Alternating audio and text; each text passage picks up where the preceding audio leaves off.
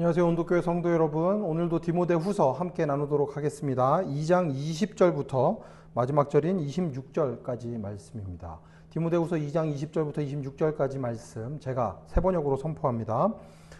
큰 집에는 금그릇과 은그릇만 있는 것이 아니라 나무그릇과 질그릇도 있어서 어떤 것은 귀하게 쓰이고 어떤 것은 천하게 쓰입니다.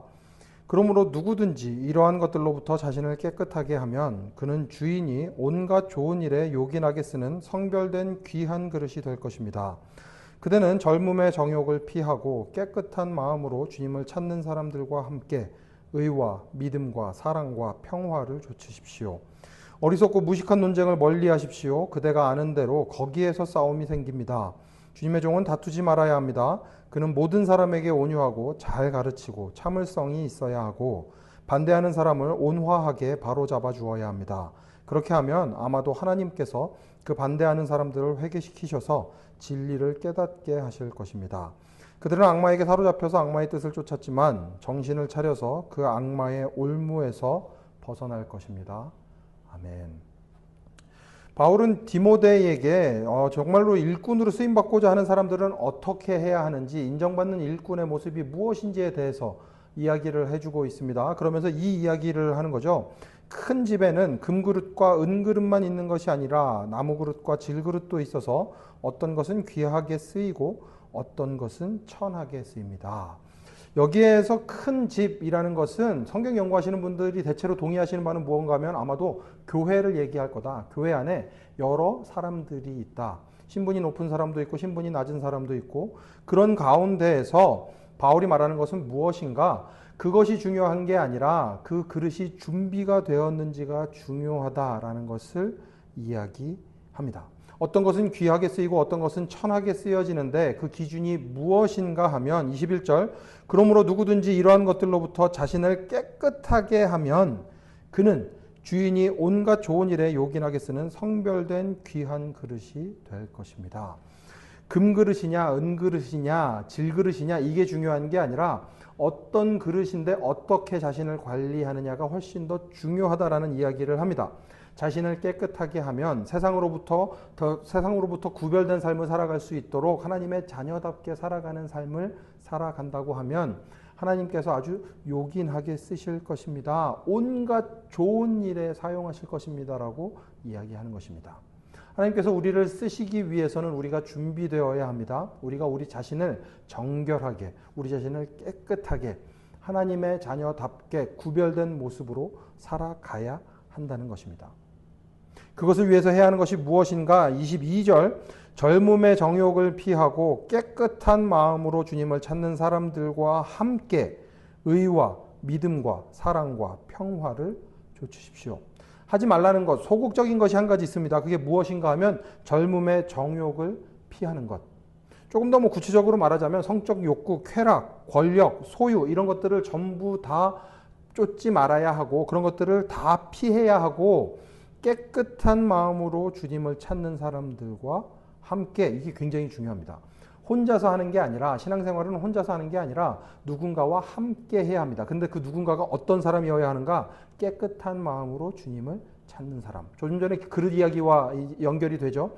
깨끗한 마음으로 깨끗하게 세상과 구별되어서 하나님의 자녀답게 살아가기 위해 애쓰는 사람들, 그 사람들과 함께 해야 하는 것이 무엇인가 하면 의와 믿음과 사랑과 평화를 좇는 것입니다.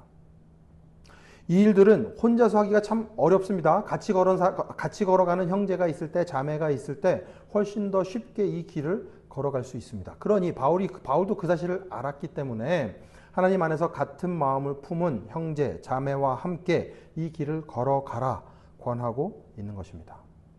그러면서 해야 할 것이 있는데 어리석고 무식한 논쟁은 피하고 거기에서 싸움이 생기기 때문에 이것을 피하라고 이야기합니다. 이건 무슨 얘기인가 하면 당시에 많이 있었던 이단들에 대한 이야기입니다.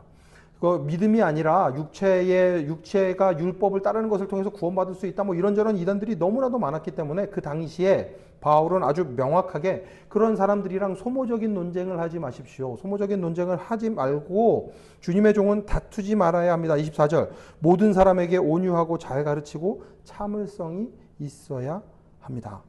쓸데없는 논쟁과 변론에서 벗어나서 말을 아주 온순하고 상냥하게 할 줄 알아야 하고 그리스도의 복음을 잘 가르칠 수 있어야 하고 그 가운데에서 참을성이 생긴다는 것입니다.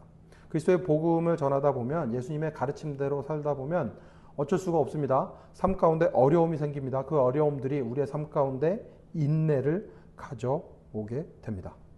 그러니 그 인내를 가지고 무엇을 해야 하는가? 25절. 반대하는 사람을 온화하게 바로잡아 주어야 합니다. 그렇게 하면 아마도 하나님께서 그 반대하는 사람들을 회개시키셔서 진리를 깨닫게 하실 것입니다. 하나님께서 회개시키셔서 진리를 깨닫게 하시기까지 우리는 그 삶을 걸어가면 됩니다. 그러니 그 가운데서 하나님께서 베푸시는 놀라운 은혜를 맛보게 될 것이기 때문에 그렇습니다. 우리가 하는 게 아니라 하나님께서 하실 일임을 기억해야 합니다.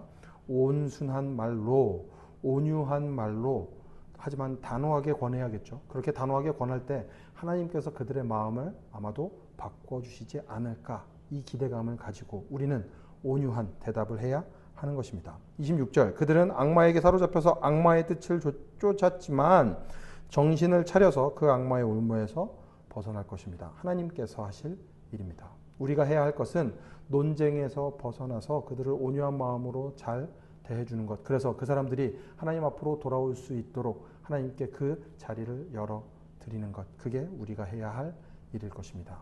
성실한 일꾼은 어떤 사람인가? 자기 자신을 아주 깨끗하게 잘 관리하는 사람입니다. 그래서 하나님께서 쓰시고자 하는 그 선한 일에 사용되어지는 사람이 은혜로운 또 지혜로운 일꾼일 것입니다.